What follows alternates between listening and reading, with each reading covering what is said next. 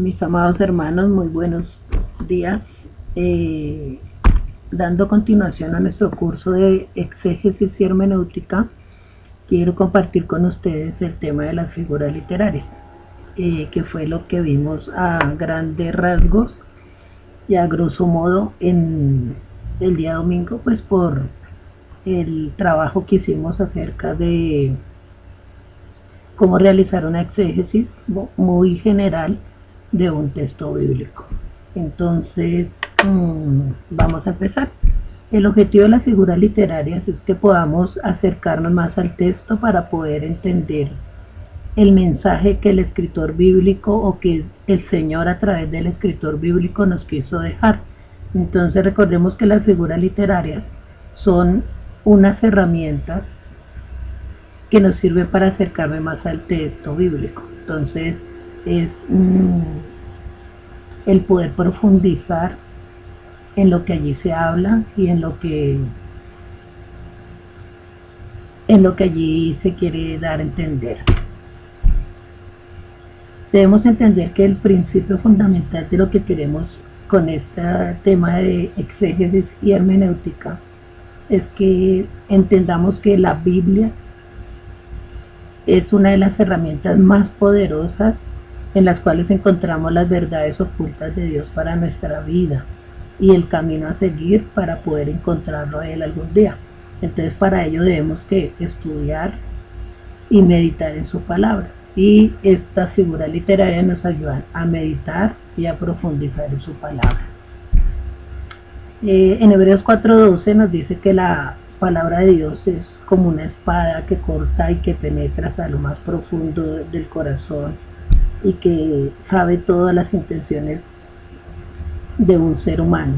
Para poder verdaderamente que esto se cumpla en nuestras vidas, debemos comenzar a utilizar estas herramientas que hemos estado viendo en la clase para poder verdaderamente tener una transformación interna en cada una de nuestras vidas y así poder cambiar nuestro entorno y poder verdaderamente mostrar el reino del Señor donde quiera que nosotros estemos.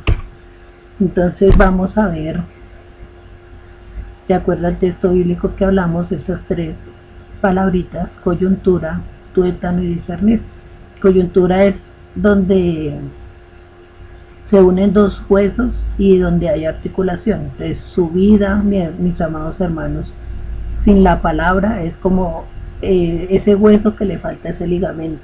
Por eso es que ustedes ven muchos cristianos que oran muy bonito, que hablan muy bonito, que predican muy bonito, pero que en la vida real no logran articular o no logran verdaderamente unir lo que es su prédica, su adoración con su vida diaria. Y la idea de la exégesis y la hermenéutica es que usted y yo lo podamos hacer. Tuétano es ir a lo más profundo, ir a lo más inexplicable, ir a lo más oscuro de algo. Entonces la Biblia nos muestra a través de la exégesis y de la hermenéutica que podemos hacer sacar esa verdad que está por allá oculta y que podemos verdaderamente entenderla y ponerla en práctica en nuestras vidas. Y discernir es poder, ya con esa base de una buena hermenéutica y la ayuda del Espíritu Santo, podemos discernir o poder distinguir entre lo bueno y lo malo de una forma más objetiva, no tanto con el corazón, ni con lo que yo creo, ni con la educación que me dieron mis padres, ni con la vida que me tocó vivir, sino verdaderamente a través de la palabra del Señor, que es lo que Él quiere que hagamos como hijos de Él. Entonces, estas figuras literarias hacen parte de la literatura española, no son, o estas figuras literarias no se manejan o no se trabajan en el idioma original hebreo. Eso quiero que les quede claro a ustedes. Esas figuras literarias son palabras o son herramientas que al hacer la traducción al español se utilizaron para darle más poder, para darle más fuerza, para darle más sentido a la escritura bíblica. Entonces en su traducción se fueron introduciendo esas figuras literarias que son características de nuestro lenguaje español, pero que nos sirven a acercarnos más a lo que originalmente en el hebreo el escritor bíblico plasmó. Entonces por eso debemos trabajar esas figuras literarias. Entonces vamos a ver que una figura literaria, como les decía, es una herramienta mediante la cual me puedo acercar mucho mejor al texto, donde puedo entender su significado, donde ya al ver las figuras literarias, usted, mi hermano, va a estar en la capacidad de no coger un texto bíblico literalmente, o como dice ahí, tomarlo así en su sentido a simple vista, que se llama, sino poder profundizar en algo en lo que el Señor quiere hablar a su vida. Entonces eso es la figura literaria, la que me muestra, la que me ayuda a explicar algo, la que me ayuda a enfatizar en algo, la que me ayuda a profundizar en algo, la que me da mejor ejemplo de algo, en este caso de una porción bíblica o de un texto bíblico. Las figuras literarias que vemos en el libro son las siguientes: prosopopeya. Entonces dice que es atribuir a las cosas acciones de personas, como qué, como cantar, como mirar, como comer, como escuchar, como reírse, como pensar, ¿sí? Como meditar. Entonces las cosas inanimadas no tienen esa propiedad, o los animales no tienen esa propiedad, pero en ciertos textos bíblicos se les da esas características de acciones humanas para profundizar o dar a entender un texto bíblico. El apóstrofe es hablar con una cosa inanimada. Entonces usted va a encontrar en la Biblia personas que hablaron con un animal, personas que se refieren a los montes como si estuvieran hablando y esas partes de la creación le contestaran. Entonces eso tiene su fin, que es para dar a entender un mensaje. Antropomorfismo es atribuirle a Dios o al Señor una figura, características humanas. Entonces es decir que Dios tiene cara, que Dios tiene manos, que Dios tiene pies, que Dios tiene espaldas, que Dios tiene corazón, que Dios tiene mente. ¿Sí? Son cosas o atributos que nosotros como seres humanos tenemos, y que pues Dios, por ser un ser espiritual, Él no necesita de esas características, pero para nosotros poder entender un poco en ese momento la característica del Señor que la Biblia nos quiere resaltar, pues toman esa figura literaria para que quede más completo, quede más entendible el significado bíblico. Hipérbole. Entonces hipérbole es una exageración, y es una exageración que es muy evidente. Es como cuando nosotros, después de repetirle a una persona varias veces acerca de una instrucción o una orden que le queremos dar, usted ya se colma de paciencia y al final usted le dice, es que ya, y usted al final dice la siguiente expresión: es que ya 10.000 veces le he dicho lo mismo. Entonces no es que usted 10.000 veces le haya hecho lo mismo, ni que usted esté contando todas las veces que ya le dijo, sino es para enfatizar de que se lo ha repetido tanto que ya como que tiene que seguir la instrucción y obedecerla. Entonces asimismo en la Biblia se presentan las hipérboles. Paradoja. Paradoja es una aparente contradicción.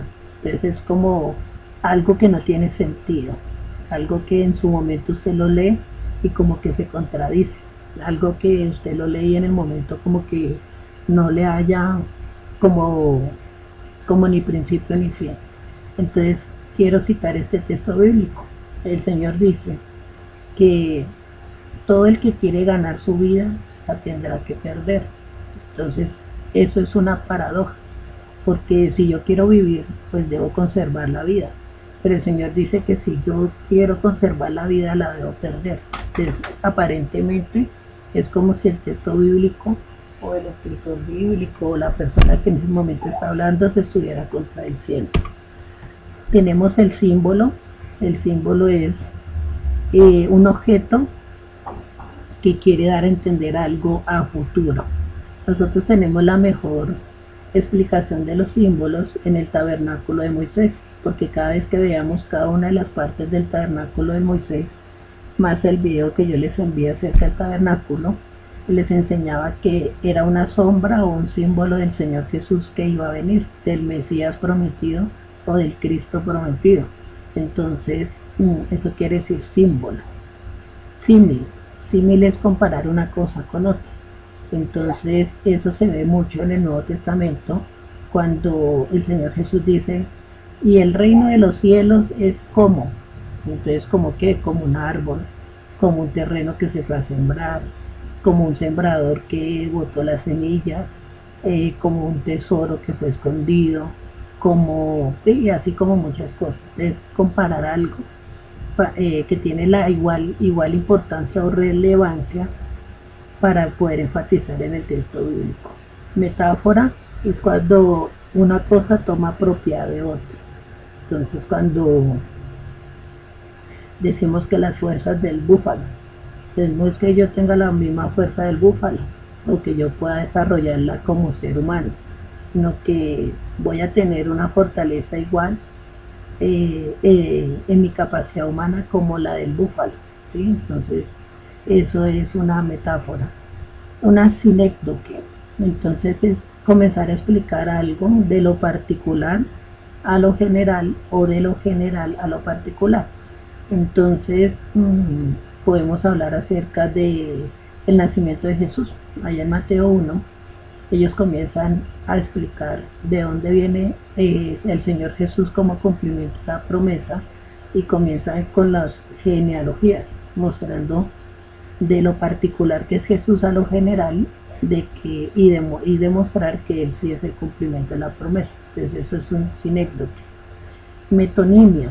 Entonces metonimia es qué pasa si obedezco algo o qué pasa si desobedezco algo. Por ejemplo, el Señor Jesús dice que el que construye su casa sobre la roca estará bien fundamentada y nunca se caerá, pero que el que construye su casa sobre la arena vendrá a ser derribado. Entonces, si construyo en la roca, voy a tener confianza de que eso nunca se va a caer, esa casa. Pero si construyo, y es la consecuencia de construir en la roca, pero si construyo en la arena, algo sin cimiento y algo que no es firme, pues la consecuencia va a ser que se va a caer, se va a derrumbar. Eso es una metonimia. Un enigma es un acertijo. El enigma es una duda. El enigma es algo que deja como una adivinanza para nuestro contexto colombiano, es como una adivinanza. Entonces nos dan como las pistas de algo oculto que el escritor bíblico o que el Señor quiere que descubramos. Ironía.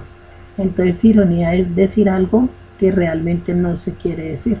Entonces es como decir, ustedes que son estudiosos, cuando los otros no han terminado ni siquiera primaria. Ustedes que sí son sabios, cuando ni siquiera leen la Biblia. Ustedes que sí oran, cuando uno sabe que ni siquiera se toman un tiempo para agradecer al Señor. Entonces esa ironía lleva a que las otras personas, con esa indirecta, es como un indirectazo que uno le echa a las personas, donde los motiva a que cambien de actitud y cambien de proceder. Hipótesis. Hipótesis es algo que es una teoría, ¿listo? Una suposición. Antítesis. Entonces, antítesis es algo que hace contrastes. Es muy parecido a como causa y efecto, como lo que vimos ahorita en la anterior figura literaria. Entonces, antítesis es, si hago lo bueno me pasa esto, pero si usted no quiere hacer lo bueno, le puede pasar estas cosas, o si hace lo malo, le puede pasar tal cosa. Parábola. Entonces, parábola es un ejemplo de la vida real que sirve para entender una verdad espiritual. Las parábolas se ven mucho en los evangelios, donde el Señor Jesús utilizó situaciones diarias del ser humano, como el sembrar, como el pescar, como, bueno, como muchas cosas que él utilizó para explicar el reino de los cielos, el hacer negocios, el ayudar al prójimo, bueno, él utilizó muchas figuras o muchas parábolas para explicar cómo era el reino de los cielos o cómo nos debemos comportar como hijos de Dios. Alegoría nos dice que es algo que tiene muchas metáforas. Y recordemos que la metáfora es cuando algo coge propiedad de otra cosa. Entonces, por ejemplo, y volará y tendrá alas como las águilas. Entonces, no es que yo tenga, a mí me van a salir alas como las águilas, sino que el Señor me levantará con su poder y su gloria igual que un águila. Tendré fuerzas como el búfalo. Entonces, no es que yo tenga o pueda desarrollar como ser humano la fuerza del búfalo, sino que el Señor me da en mi fortaleza humana esa misma fortaleza. Entonces cuando se repiten esas metáforas de forma repetitiva para poder explicar algo. Fábula. Entonces fábula es cuando animales, plantas o cosas toman vida y participan o tienen o interactúan igual que nosotros los seres humanos. La fábula la podemos relacionar con las fábulas de Rafael Pombo, por ejemplo el renacuajo paseador. Entonces, ahí habla de unos renacuajos que supuestamente hablan y van a fiestas y toman decisiones y tienen peligros como un ser humano. Pero entonces la idea es que esa fábula me quiere enseñar me deja una enseñanza, en este caso una enseñanza moral o bíblica. Estas dos figuras literarias que dejé acá para lo último no están en la cartilla, pero igual son importantes que las veamos porque abordan una gran cantidad de textos bíblicos que ustedes se van a encontrar y que deberán abordar al momento de hacer un estudio serio de la palabra de Dios, que ese es el objetivo de este módulo de hermenéutica y exégesis. Entonces, la primera es el paralelismo. Entonces, ¿qué es el paralelismo en una forma resumida y fácil? El paralelismo es la forma hebrea de hacer poesía. Entonces, el paralelismo es la forma hebrea de hacer poesía. Se diferencia entre la poesía de nosotros en que ella no lleva rima, o sea, no hay palabras que se terminen de la misma forma. Entonces usted me dirá, hermano, pero yo encuentro salmos y proverbios que terminan con las mismas letras. Le quiero decir que originalmente en el hebreo no está escrito así. Eso pasa cuando nosotros traducimos o cuando hubo la traducción al español. Entonces en nuestro idioma sí se utiliza la rima. Entonces ellos, los escritores bíblicos, la pasaron en forma de rima para que quedara como poesía, porque si nosotros leyéramos el original hebreo no tiene rima, o sea, no hay palabras que se repiten que terminan igual con las mismas letras. Entonces, para que tengamos la diferencia de que encontramos nosotros rimas en los salmos, en los proverbios y en ciertos pasajes bíblicos, porque al traducirlo pues se estructuró en forma de rima, pero originalmente no viene así. Entonces el paralelismo o la forma hebrea de poesía tiene 4 subdivisiones que son muy importantes que usted y yo sepamos para poderlas evaluar y hacer una buena exégesis. El paralelismo, antes de explicarle las 4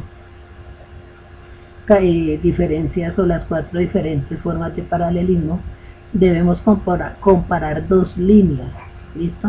Entonces hay salmos o proverbios, ustedes se dan cuenta que tienen como 2 ideas en un mismo versículo, o hay unas que en un versículo tiene una idea y en el otro versículo tiene otra idea. ¿Cómo nos damos cuenta de que es una idea, de que es de lo mismo que se está hablando? Porque siempre va a venir separado de una coma. ¿Listo? Cuando hay un punto es porque ya cambia de tema. Eso pasa en los proverbios. Entonces, cuando usted comienza a leer un proverbio e encuentre comas, quiere decir que lo que sigue tiene que ver con ese mismo tema. Cuando usted encuentre un punto, quiere decir que el tema ya se acabó o ya se concluyó ahí. Entonces eso es algo importante para que usted lo tenga en cuenta. Entonces está el paralelismo sinónimo. En el paralelismo sinónimo es cuando la segunda línea refuerza lo que dice la primera. Esto cuando refuerza lo que dice la primera o, o explica mejor lo que dice la primera. El sintético es cuando la segunda línea explica o complementa la primera. Ojo que hay una diferencia. Sinónimo es que reafirma o repite. ¿Listo? Reafirma o repite. O sea, dice lo mismo con diferentes palabras. El sintético es que explica la primera línea. ¿Listo? No es que no la repite, sino la explica, le da una mayor amplitud. El otro es el antitético. El antitético es donde la segunda línea muestra lo contrario de la primera. Entonces, por ejemplo, si hago el bien, esto me sucederá, pero si hago el mal, me sucederá esto. Entonces está hablando de algo diferente, ¿listo? Pero que se complementa. El otro es el climático. El climático es que se va desarrollando una idea y se va explicando como entre las líneas hasta que se llega al completo, al total.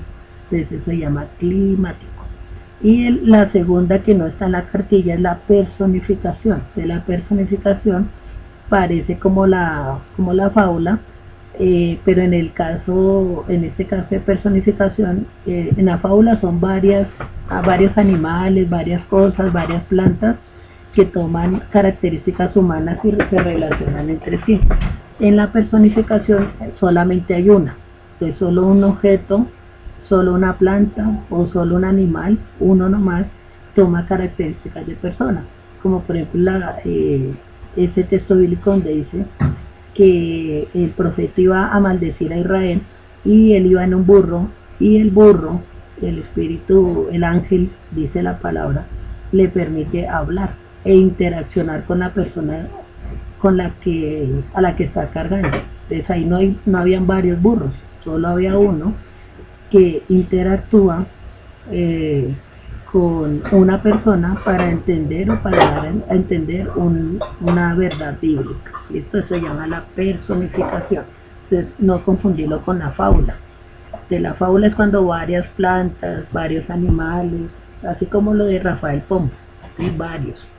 La personificación es cuando solo uno actúa o toma atributos de ser humano.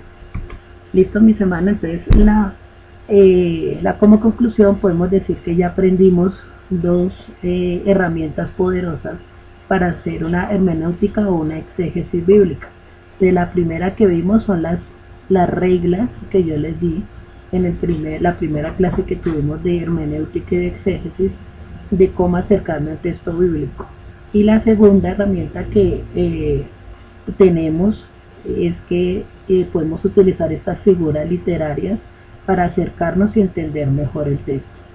Entonces, mis hermanos, quisiera para el 31 de mayo, 31 de mayo, que en el Salmo 119, usted se va a leer todo el Salmo 119, tiene 8 días para poderlo hacer, y usted me va en un archivo de Word, porque me lo va a enviar por favor por el correo, qué figuras literarias encontró en el Salmo 119, de las que vimos acá. Entonces usted comienza a leer el Salmo 19 y usted dice, uy, acá encontré una personificación, aquí encontré un antropomorfismo, aquí encontré una sinécdoque, aquí encontré una metonimia, aquí encontré un paralelismo sintético, aquí encontré un paralelismo antitético, aquí encontré un paralelismo, ¿sí? Entonces la idea es que esto es a través de la práctica, mis hermanos. ¿Listo? Entonces vamos a tomar el Salmo 119, usted lo va a pasar a un archivo de Word y al frente usted me va a escribir esto es tal figura literaria, solo el nombre, no me lo va a explicar, solo el nombre. Entonces usted va a decir del versículos 1 y 2, tal figura literaria, versículos 3 y 4, tal figura literaria, del versículo 1 al versículo 20 encontramos tal figura literaria, y todo eso me lo entrega con su nombre bien bonito y me lo envía al correo. Listo, lo recibo hasta el 31 de mayo antes de la medianoche, y eso sería una nota para ya lo último el último corte en el que estamos, y pues para ayudarle a las personas de pronto que vienen así también como regular. Igual hágalo, mi hermano, porque pues igual yo no les he dado notas si usted no sabe si va bien o no, o va mal. Entonces de pronto usted cree que va bien, pero de pronto no va tan bien. Y para que tengan una notica ahí extra para el último examen, por si les va mal, pues ya tengan algo con que eh, poder ahí recuperar algo de notas. ¿Listo, mis hermanos? Entonces Dios les bendiga a hacer el trabajo que les puse a investigar acerca de el estudio bíblico, acerca del buen samaritano. Entonces espero que lo estén buscando. Ahí les mandé por el grupo unos videos que le van a ayudar con el contexto o con la observación del libro donde está ese texto bíblico. Sé que les va a ayudar. Entonces, que el Señor les bendiga. Estamos hablando y que pasen un resto de semana muy, muy, muy bendecida. Bendiciones.